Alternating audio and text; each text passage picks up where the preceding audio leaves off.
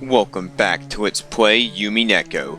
In the last part, we did a lot along the episode. We went from the boat, we met Cannon, who shows no emotion. We went to our rooms, and in this part we're going to third person, because, you know, Battler's not here. Okay? By the way, Natsushi, how's your headache been lately? It seemed to be pretty serious for a time. Man, I've been better lately. Thank you for your concern. Oh, right. Here, a present for you, Natsushi. Man, thank you very much. I'm always receiving a gift from you. Is that black tea? It's herb tea with peppermint and lemon balm. It's brewed from a well-known store and is supposed to be good for headaches. I thought it might help you too. Rose was always a consistent woman. Probably because she was the youngest of the four siblings and much younger than the other three. She managed to grow up without harboring the venomosity about it. Eva? You know, I said she was hot? She's 50. Yeah, cougar. Her consideration made Natsushi soften her expression for just a moment. But it was enough to make her let down her guard, which was concentrated on her long-held anxiety. That reminds me, you were saying you get those headaches. Pull yourself together. Jessica will have her exam this year, won't she? Isn't that a turning point in her life? Are you that unreliable as a mother? Besides, Natsushi, you're 3 years younger than me. Can't you pull yourself together? May I apologize. I was born with this discomfort. Eva sometimes failed to choose her words carefully. Even though she hit it with a smile, her comments aimed at Natsushi contained shards of obvious malice. Of course, that didn't escape Natsushi. She frankly contained her urge to grimace and pretend to ignore Eva. Our bat will have an exam this year too, right? Rudolph, shouldn't you be a little more concerned too? For the sake of your own son, get serious forms of headaches like Natsushi. If I say anything, he'll automatically go against it. So what should I say? Should I say the opposite? That's okay for them to mess around. That's probably the only thing he's abundantly listened to me say. In your family, Hiroshi, didn't George do very well in his exams? Please, teach me the secret to controlling children. Well, it's probably because all of us wise to study. Studyism, what things are concerned. That's real. The point of study is to train yourself by eventually what you don't know. If you can't do that, you can't be used to society. Not useful. I'm not talking about math or writing. You need to learn to learn. Man, that's blended. I would be nice if I Jessica could understand that, though. As it is now, she done it all. But as a Harrison that used to be a family. Do you really have to force them becoming the successor? Women have to find their own happiness. Parents shouldn't be deciding that for their children, right? Hold your horses, Eva. Each family has its own way to raise their children. You shouldn't be pussy. I'm sorry, Natsushi, don't take it the wrong way. For the light shining in through the window was quite warm despite the cloudy weather. There was dark mood about the room, which probably caused headache for other people besides Natsushi. Not sushi. As to brush away, Kyrie brightly made a suggestion to all present. Wait a minute. Do we get profile on her? Nope, we don't yet. Still, the black tea is a very lovely aroma. Let's drink it at once. In Japan, so you can't buy something like that. Leopard black tea anyway begins, right? Kyrie, how knowledgeable of you. It really was worth buying. Kyrie and Rosa stood up in their seats and made it as to prepare the black tea. Natsushi forestalled them. Thank you both. Let us save that for later. One of the people will be soon coming to bring some tea, so relax. Leave it for later, you two. Let's enjoy our welcome drink. Rudolph gave a subtle signal with his eyes for them to sit down again. Kyrie and Rosa understood instantly, and obediently, I can't read, returned to their seats. The guests had already been greeted, so it was time for some tea to be prepared for them.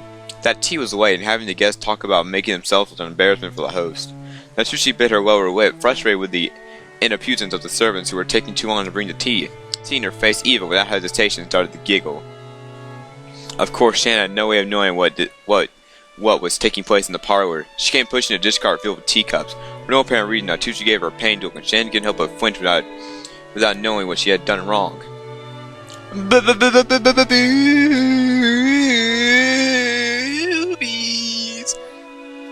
Excuse me? The tea's prepared? Oh, Sonnet, it's been a while. You keep getting prettier every time I see you. Oh, Thanks. We travel away set the table, man. The tea will get cold. I apologize, madam. She pounded like a small frightened animal and bumping against the serving cart made a jarring racket as she dropped several teaspoons. Her clumsiness made Susie's breathing even harsher, which made Shannon in turn quail even more. It's alright, Natushi. It's just one kind of greeting, no big deal. We've already made a wait for you so long, the tea must be cold. Hee hee hee. It's alright. It's not cold yet. Shannon, finish that on the table quickly. I'm sorry, madam. It was obvious that Natushi was getting irritated. In imputing that delayed the tea, the queenless servant everything pointed the incompetence of Natsushi's everyday guidance, making her lose face. As the person in charge used to be a head house kitchen, allowing that company to be exposed today of all days was surely nothing less than total humiliation. Way off, Natsushi. Don't you think it's a little hard to be bullying Shannon when she's trying to... This sounds like, Goda and Canon. Only, Goda's like, oh, you used to do us better, Gandhi. I'm racist as hell. I'm not bullying anyone. What a nice smell. May I ask you the brand of this tea? I'm terribly sorry. I'll find out for you later. Kiri wanted to cut through the tense mood, planning to be nice with her. However, instead, Shannon had shown a disgraceful display, darkening Natsushi's face in the room's mood. At this point, Eva was audibly giggling. What's this? Shannon, don't you even know what you're pouring us? Come now, you won't serve something so suspicious to guest. We need a silver spoon at the very least before we can drink this. I'm sorry. I'll go get one immediately. Who's Shannon? Do you know? Shannon, do you know what silver spoons are used for? Or why they have to be silver? Do you know why? No. Eva's eyes played over Shannon, who was sitting at the table as a catty face floated on her face. Man, Eva, you are evil! Eva's expression as she watched was charming in an impish sort of way. However, the words became spun from her lips held with that keenness of a razor. Shannon tried with all her might to avoid Eva's gaze, but continued to stare at her. Grasping that Shannon was hard-pressed for an answer, Rosa promptly gave some timely help. They say that if silver is touched by poison, it dims. You've learned something, right? Shannon. I hate your name, Shannon. It's a tea hasn't been tested for poison and can't be drunk. In Natsushi's eyes, this was an insult to both the tea and herself for serving it. Rudolph, laughing flippantly, patted Eva's shoulder. Hey, Anarchy sis doesn't need any silver culture. With one lick of her poisonous tongue, even a silver plate would go pitch black. Since I get to hear that poison tongue every day, I must be poison-proof by now. I don't pay it much mind, but poor silver's resistant are in for a stormy ride. My, how cruel! I only gave Shannon a bit of information about tea, didn't I? I'm evil. Everyone followed the lead set by Hitoshi's hoarse laugh and smiled, though sourly. Only Natsushi didn't join in, but for the time being, the conversation inside the parlor could not be mistaken for a lively and friendly chat. Kiri apologized to Shannon in a low voice for not being able to help her as she finally finished setting the tea table and tried to leave. Shannon gave a light bow and made a hasty retreat. Shannon cast her eye downward, pushing the cart down the corridor. The pitiful air around her made it obvious that she had borne the burnt of some bullying. Don't be sad. You didn't do anything wrong, sister. You were watching. That's my duty. This is so awkward. Madam and Eva can go to... Oh! Cannon! Can go to hell. But the even worse coward is that... Wait, Rudolph? Cannon glared hatefully in the opposite direction of the parlor. The preparation for tea had been delayed for some trifling problem in the kitchen. These problems were not Shannon's fault. Truth of that had been Goda's mistake. Oh, Goda? Wow. There were no way that show off like Goda would ever have a flamboyant job like carting the tea to the guests in the first place. He had ended in wasting time preparing the tea for a second time. Knowing that he wouldn't be able to make it on time, he pushed the time to give of setting the table on Shannon, who would happen to be passing by. One could say that cutting corners like that would be especially a despicable kind of cowardliness. It's alright, Cannons, thank you. I really didn't mind. Do you see my face? I show no emotion. Thank you. Even if you're the only one who understands, I feel better. You bottle things up too much, sister. You should be less hard on yourself for once. Yeah, thanks. Suddenly they felt somebody was spread and whirled around. A middle-aged old man stood there. It was Genji, the head servant. What are you doing here? Shannon, hurry back to the kitchen. Yes, if you excuse me. Cannon's... It looks like he's nudging her boo. Yeah, they're brothers. They're brother and sister. I can kinda see... They have the same hair thing. I can kinda see it in the face. Not the chest. Shannon's hot. Just saying. Shannon humbly obeyed and promptly made to push the cart and leave. However, Cannon appealed to Genji in silence, bearing something in his eye that he could not express in words. What is it? Did something happen?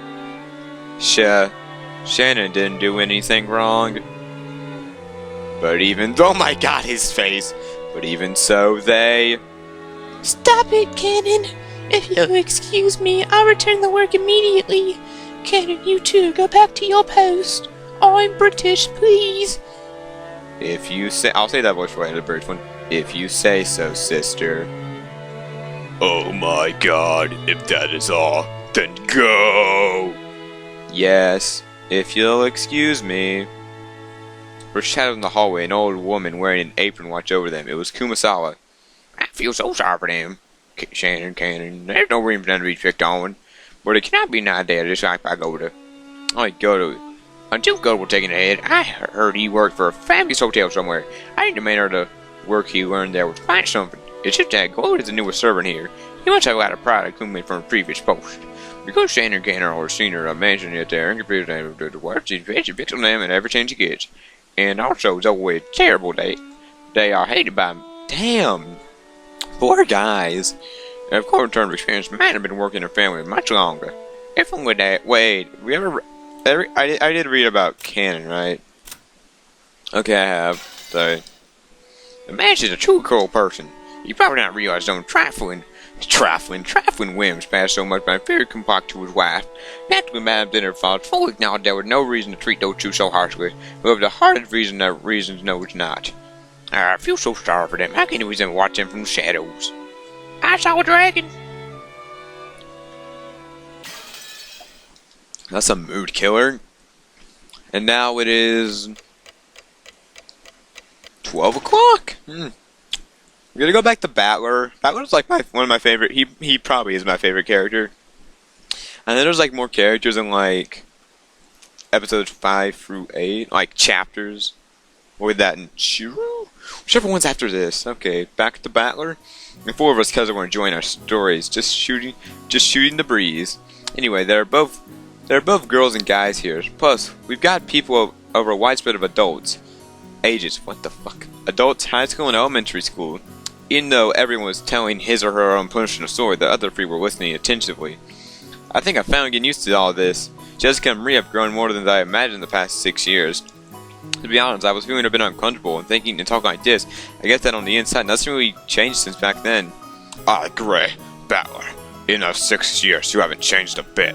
Even though your body's gotten gigantic, you're still a kid inside.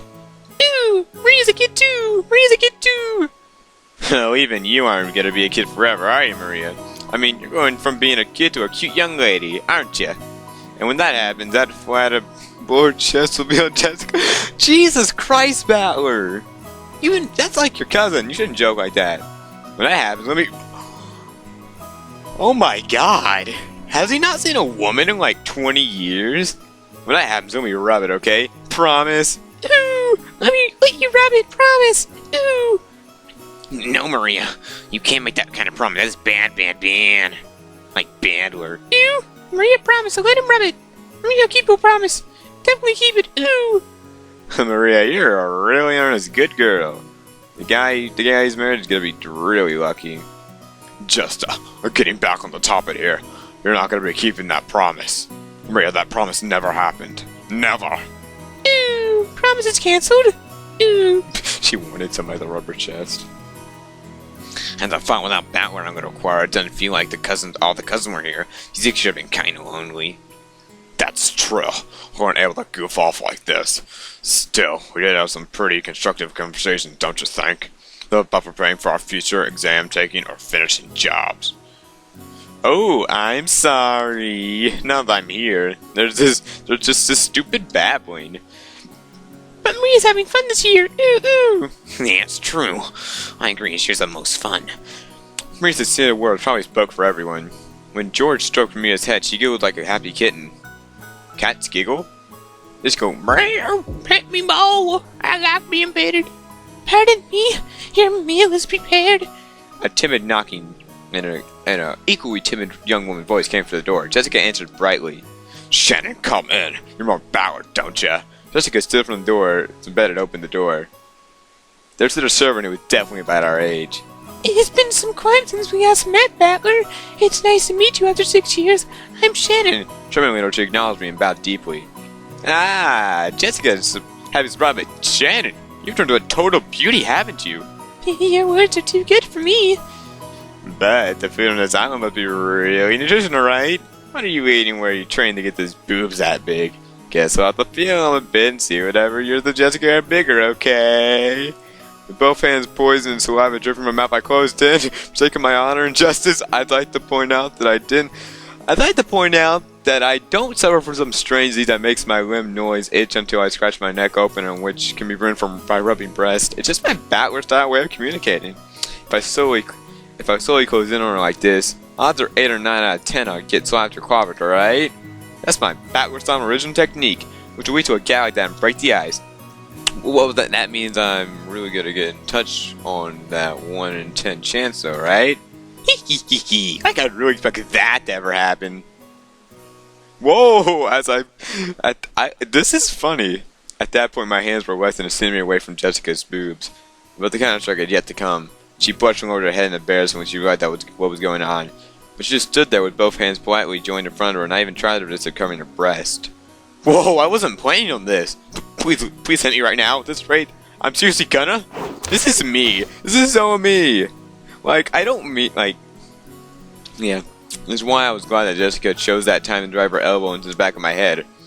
Yeah, thank you, Jessica.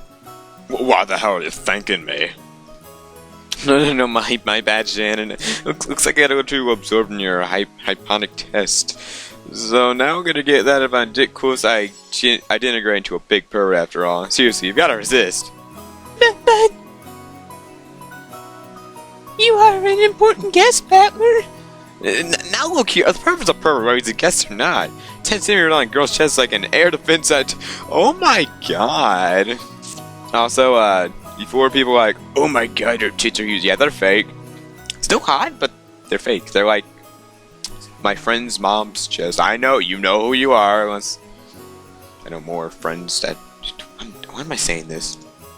If someone trespass within 2 centimeters, it's already an invasion of airspace, and you give immediately a slap, like a high alert takeoff. I couldn't do such a thing. We are, that is, furniture, and... Of course, she didn't want her breast touched, but if a guest desired, she intended to sacrifice her needs in response anyway. A girl like that needs some urgent protection. In these days, think that there's a dedication to virtuous girls like this? Getting giddy again. But no, I'm coming at her with a perverted face again.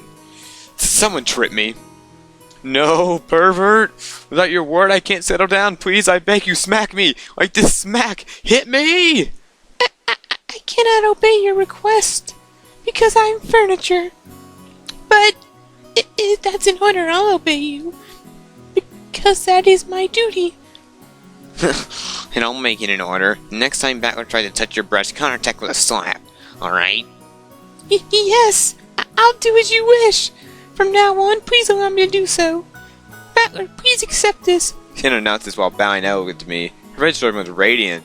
I gave her a thumbs up token that was okay with me. Good years ago, you might have been mistaken for a servant's daughter who went to hand out your parents' work. But now you're a full-fledged adult servant. How many years has it been? Yes, I've been the pleasure of serving this household for 10 years. She's Japanese. The kind of her name also read as Shannon. Let's read that. Shannon, a young but experienced servant.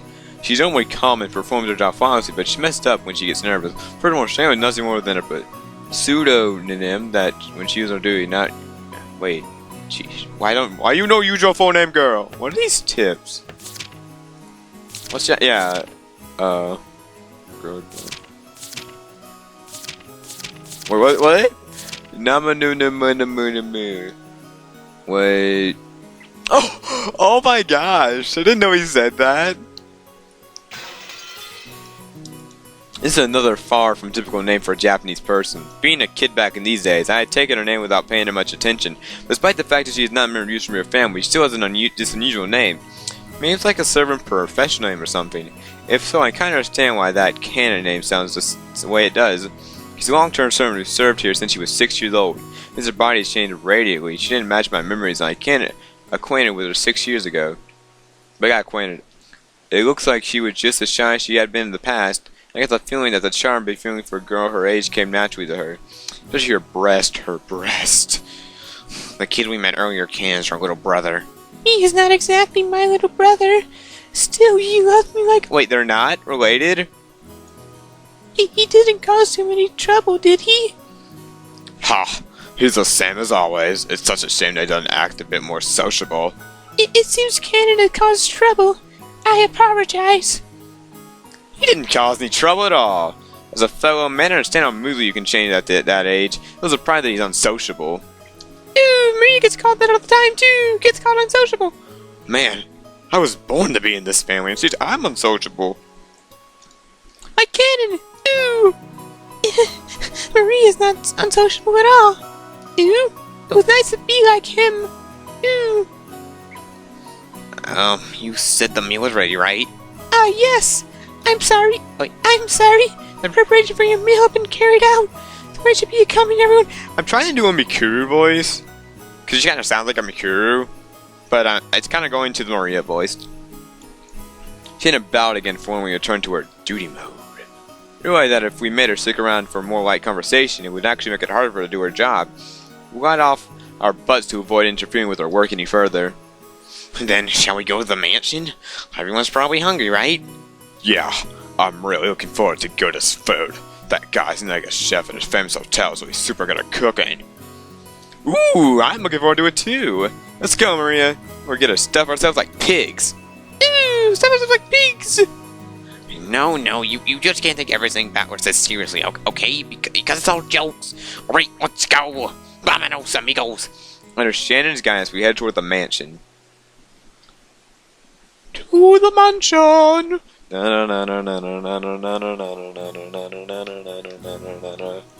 Met again by the Mega. Hey, that's from the opening. You know what, guys? The last episode was like 40 minutes. I'm going to end off here. Thank God for watching. Subscribe for more if you want to hear me babble like an idiot as I read more of this. I'm surprised I haven't quit yet. But anyway, see you in the next episode. Have a wonderful day, and don't be a battler, because I'm a battler. Be a battler. Unless you aren't a pervert, in which case get a friend like me who was a battler, so you can become a battler and join battlerism. It's a religion. It's not, but it should be.